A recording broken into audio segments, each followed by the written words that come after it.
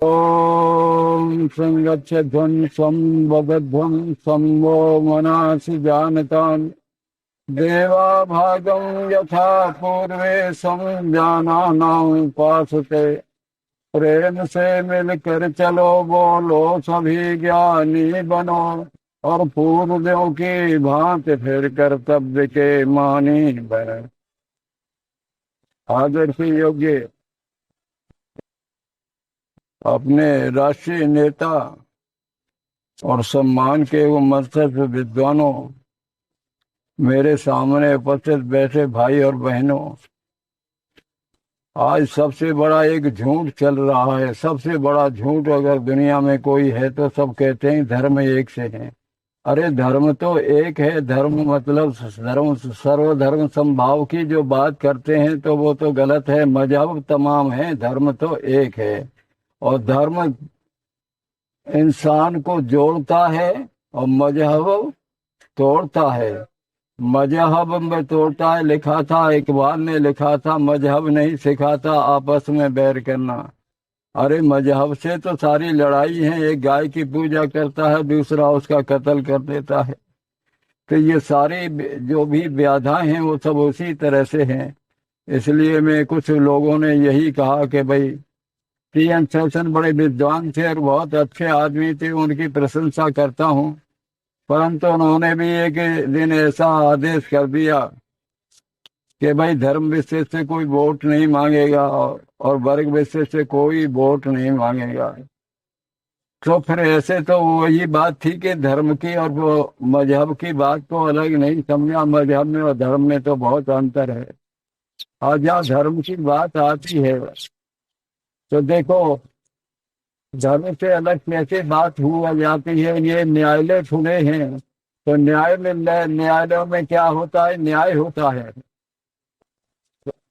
Supreme court जो high court और supreme court के आदर्श वाक्य हैं, सत्य में जयते। सत्य को ही तो धर्म कहते हैं और न्याय को ही तो धर्म कहते हैं। तो इससे अलग क्या बात जगह बेईमानी के और उसके लिए फिर ये जेल खाने क्यों बनाए हैं? ये सब गलत धोखेबाजी की बात है। तो मैं मतलब थोड़ा सा धर्म के बारे में आगे आपको सामने प्रस्तुत करूंगा।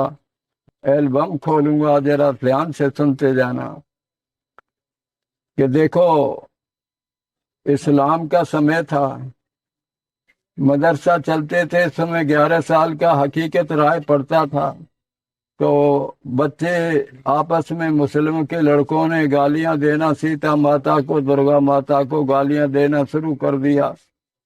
तंग आ गया हकीकत राय। तो हकीकत राय ने सिर्फ इतना कहा था कि तुम मेरी देवता देवी देवताओं की बुराई करते हो, गालियां देते हो। अगर मैं फातिमा बीवी के लिए कुछ कह दूं तो तुम्हें कैसा लगेगा? सिर्फ इतना कहा था। तो उन सब लड़कों ने उसे मारा पीटा भी। और जब मौलवी साहब आए तो उनसे शिकायत की। मौलवी ने भी उन्हें खूब पनिशमेंट किया, सब तरह से, बुरी तरह से।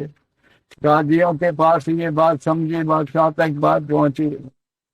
बादशाह ने कादियों से कहा कि इसका क्या बात निदान होना चाहिए। तो कादियों ने ये फरमान पहले दिया कि ये इस्लाम ग्रहण कर ले तो इस बच सकता है, और नहीं तो इसका दूसरा उपाय है, इसका धड़ अलग से, शीश अलग कर दिया जाए धड़ से, और दूसरा कोई नहीं होता है।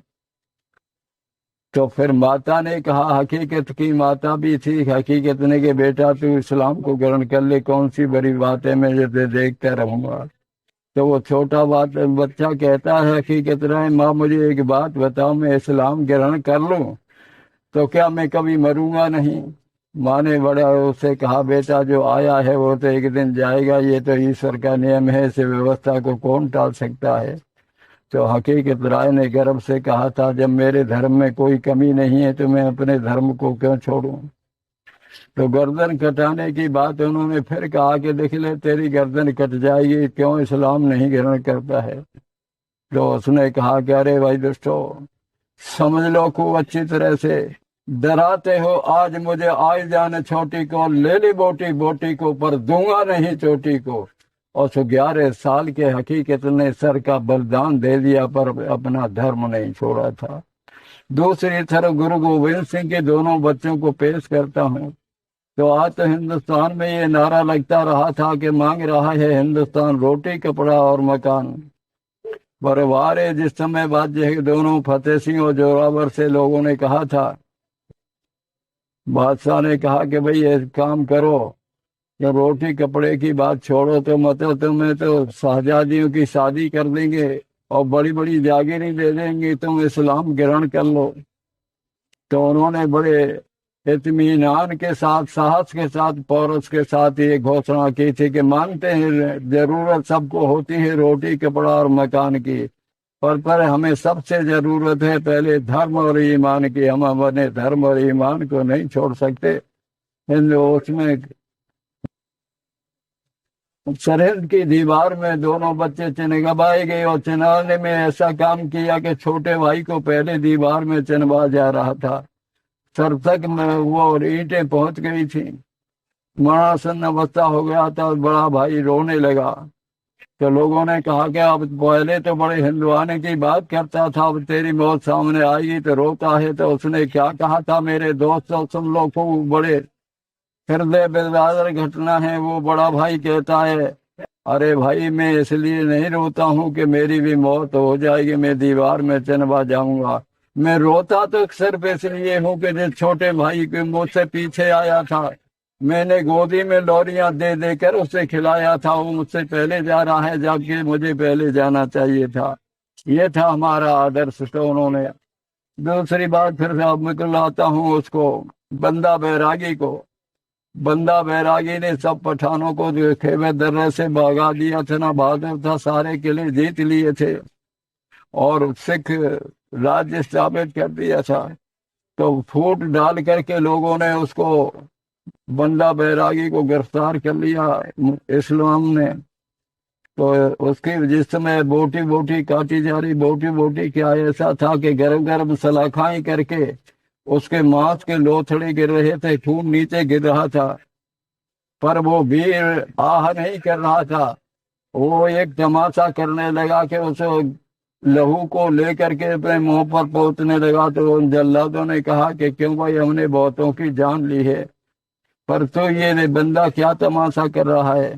तो उसने गर्व के साथ कहा था, मेरे देश के लिए और धर्म के लिए जिसने बलिदान दिया है, वो हंसते हंसते और सर मुंह पर लादमा लिए जाते थे, पर मेरा तो सारा शरीर तुमने खून और मांस नीचे गिरा दिया है।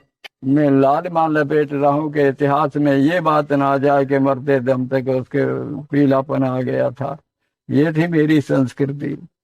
अब समझो सबसे बड़ी बात, फिर धर्म की बात क्यों नहीं माने। धर्म की तो बात माने, सुप्रीम कोर्ट पे लिखा है, सब सत्य में जयते, सत्य को ही धर्म कहते हैं, न्यायालय को, न्याय को ही धर्म कहते हैं। इससे अलग कैसे जाया जाए।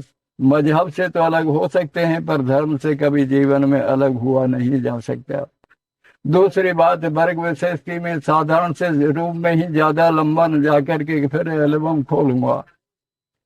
तो फिर ऐसा था कि इमाम बुखारी जो दिल्ली शाही मस्जिद के इमाम थे, तो बड़े आदमी थे, बुखारा के रहने वाले थे, पर यहाँ उनकी गद्दी थी, इमाम थे। तो जो काबे के लिए गए, वो मक्का मदीने में हज करने के लिए, तो बड़ा आदमी था, उनके साथ डेपुटेशन गया। तो कई लोग, बहुत से लोग उनके साथ गए थे।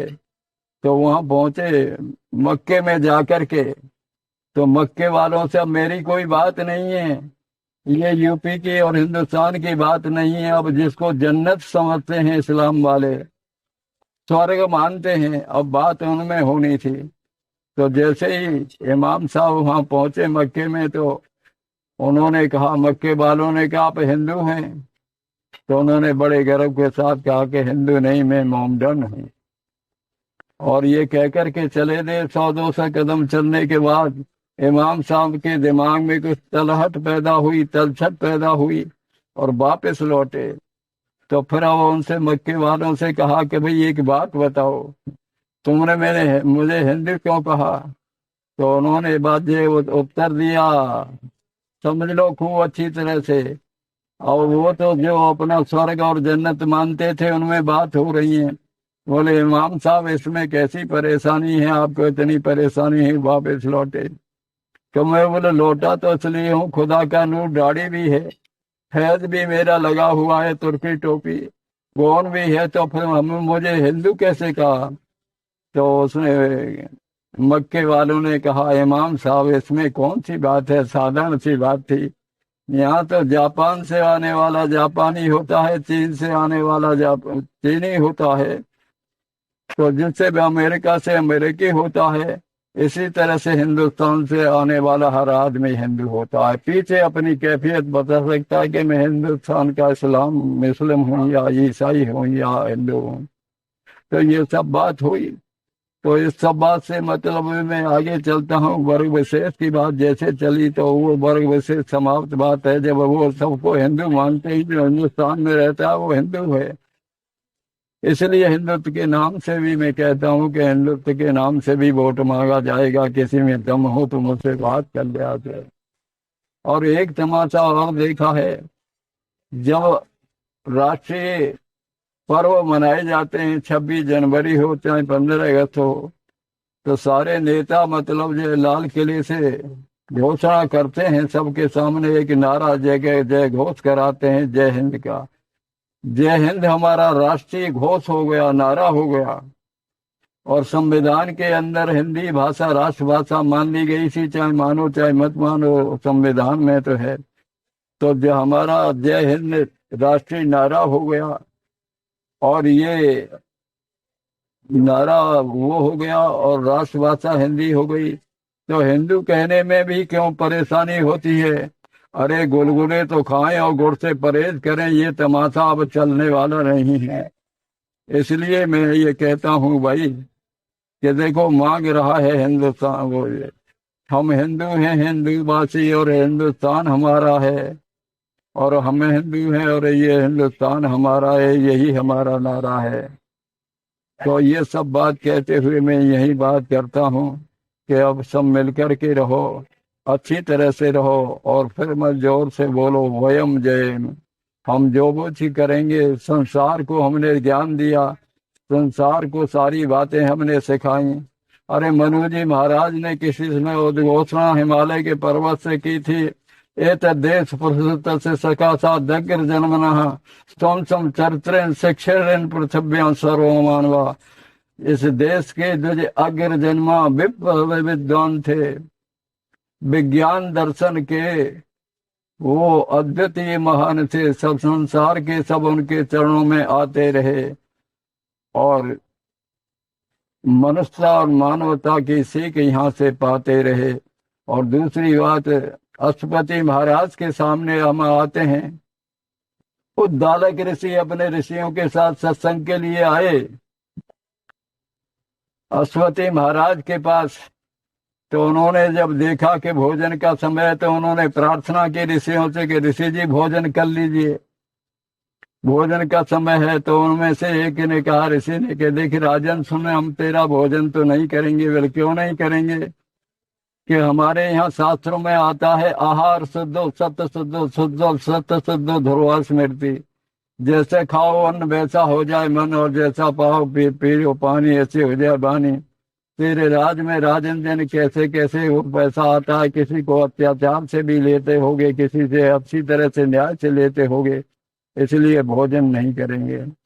तो बड़े गर्व के साथ मुट्ठी बांध करके ऊपर हाथ करके अश्वपति महाराज ने घोषणा की थी, अरे ऋषि गणों, मेरे राज में कोई चोर और कंजूस नहीं, मेरे राज में कोई चोर और कंजूस नहीं, मूर्ख मूढ़ गंवार नहीं, धर्म धनी सभी बसते हैं, मदिरा से कर प्यार नहीं, घर घर में रोज हवन होते, कोई दुराचार नार नहीं।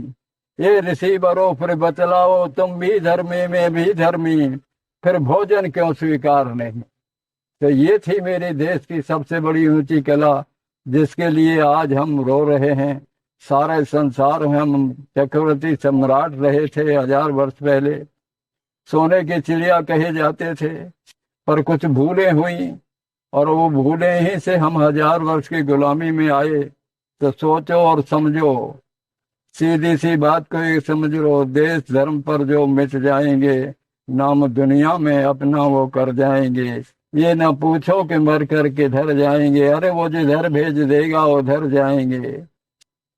तीर पर तीर बरसे दबेंगे नहीं, चोट खाकर तो सीने उभर जाएंगे। पर एक बात समझ लो हिंदुओं, लो दलितों को छाती लगा हिंदुओं, वरना ये लाल गैरों के घर जाएंगे। प्रेम और मोहब्बत का मरहम लगाते रहो तो जख्मे दिल इनके भर जाएंगे। टूटने न पाए माला ये प्रेम की, नहीं तो ये सब रतन बिखर जाएंगे।